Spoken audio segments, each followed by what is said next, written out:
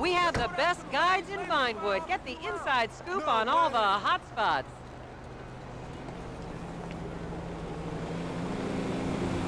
We still have seats available. Leaving right now, just $40. As I am contractually obliged to say, buckle up, everyone. It's showtime.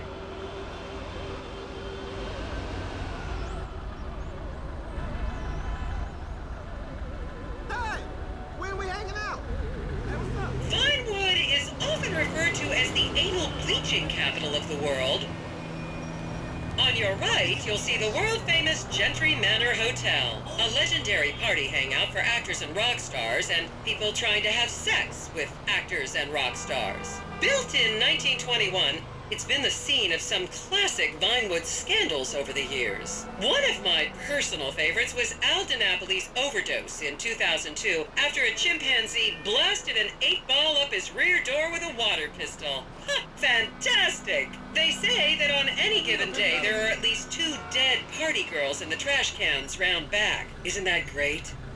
Okay, smartphones at the ready, celeb spotters. We are now approaching the legendary nightclub, the Dungeon Crawler. Opened in 1996, the club is famously owned by actor Bruce Spade, who has a custom-built elevated VIP table so that he looks the same height as everyone else. It remains one of Vinewood's hottest night spots for the rich and famous to do drugs and date rape impressionable fans. Play your cards right, and that could be you! The Dungeon Crawler was in the news again recently when comedian Morgan Chester allegedly ran over a doorman in his SUV for not laughing at one of his jokes.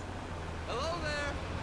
Oh, and now a treat for you closet glam rockers on board. We're coming up to the infamous Tequila La Rock Bar. Back in the day, this was a restaurant run by the mob until it got shut down over the Adam's apple in the soup controversy of 1982. It reopened as the Tequila La Bar in 1983 and soon became a mecca for hair metal bands and fans from across the country. It's rumored that the Love Fist song Dangerous Bastards was written about a night they partied here on Mescaline with some transgender twins. Now, this house up ahead is one of the many private residences of action movie director Mark Fostenberg. Fostenberg still maintains he was out of town when a 15-year-old Mexican girl was found dead in his pizza oven in 2007. The case was settled out of court and all charges were dropped. The girl's family now live on the next street. So this is the house of television exercise guru The Craze. You might have seen him degrading himself recently on Rehab Island. Do any of you remember the 80s? Huh, strange times. People didn't go to the gym back then. They did jumping jacks in front of the TV and leg warmers and headbands. The Craze swapped his gold lame leotard for a crack pipe in the 90s, but is reportedly now clean and in the best shape of his life. That's Vinewood's code for, he's trying to make a comeback.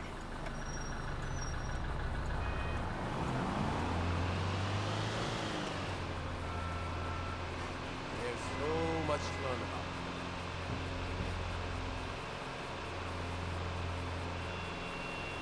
This is the home of celebrity wild child Martha Turn. Daughter of 70s comedy star Joni Term, Martha spent her teens partying on booze, her early 20s partying on coke, and her mid-20s staring at her shoes on heroin. Her tell-all autobiography about the difficulties of growing up really rich in Vinewood only sold 30 copies last year.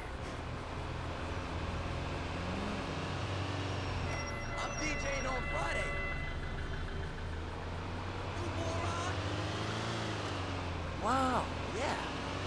For the last time, take Cowboy Avenue. It's the fastest way there. Yeah, I suppose you can take Lacey and Bird Freeway. Check that out!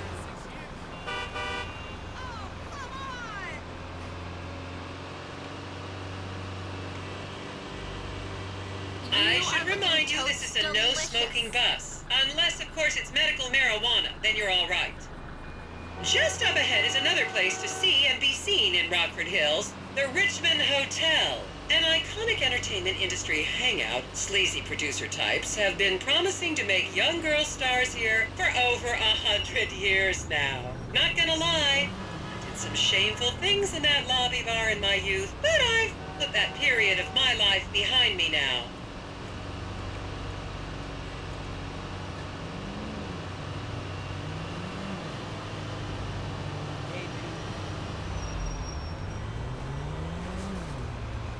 That motherfucker is I'm gonna get right lame. into this. Vis-a-vis the script. That exhibit was amazing. Someone needs to make it so, like, you can get an avatar to do this for you.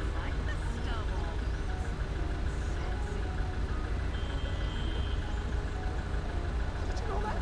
I did. Have you read it?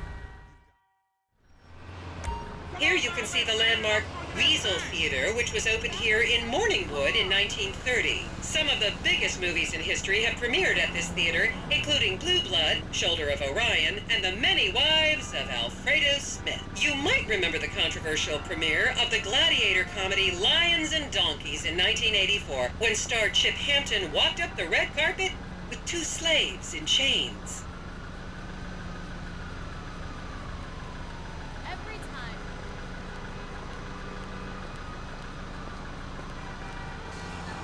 I was a member of the jury in the 1991 movie Last Will and Testament. They cut my line. Well, stick a fork in me. Hey, bitch! What's your problem? Ha! That's great!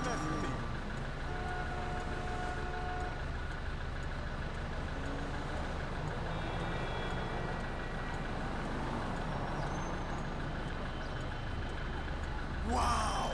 Look at that!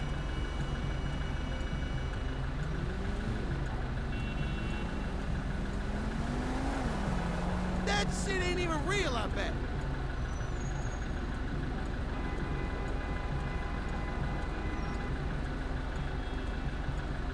Is everyone having...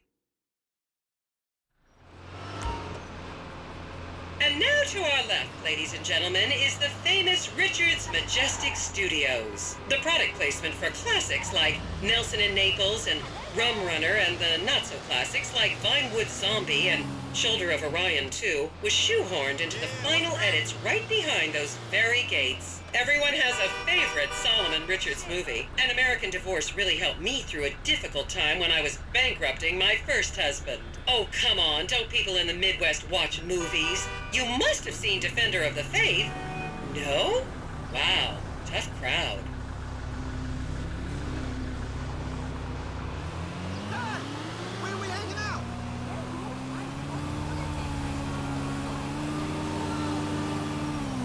I'm so... You recognize me.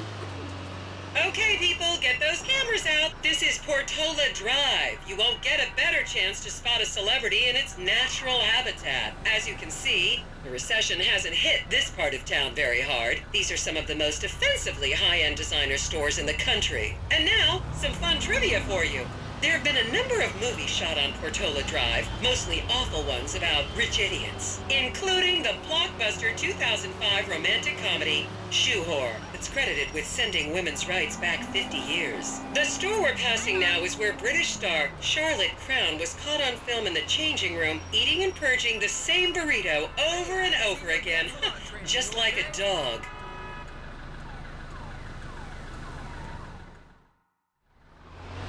This is the Epsilon Center. Anyone with red hair, please cover it for your own safety. If you really want to meet a famous celebrity, this place is packed full of them. Take an introductory course. It changed my life.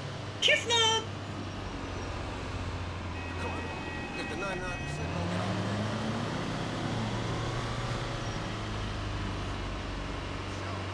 This is giving me such a fresh look at this place.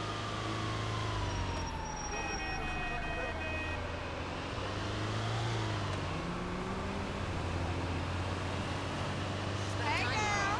Fun day out. Hey, hello.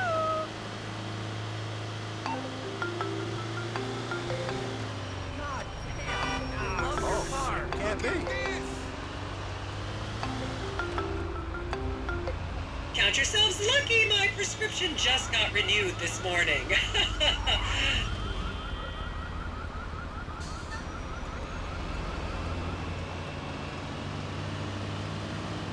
So much to learn.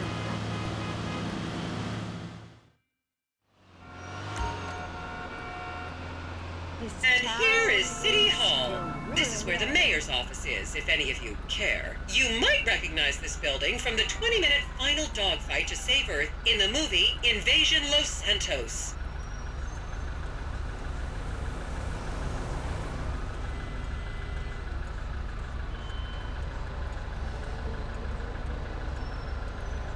That shit ain't even real, I bet.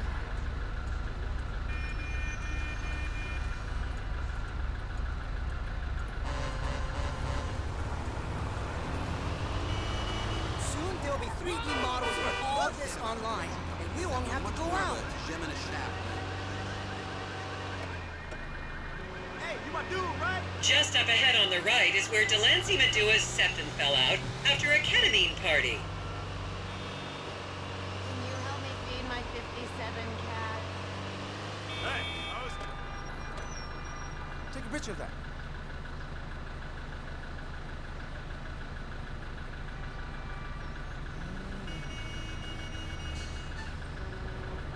Wow, yeah.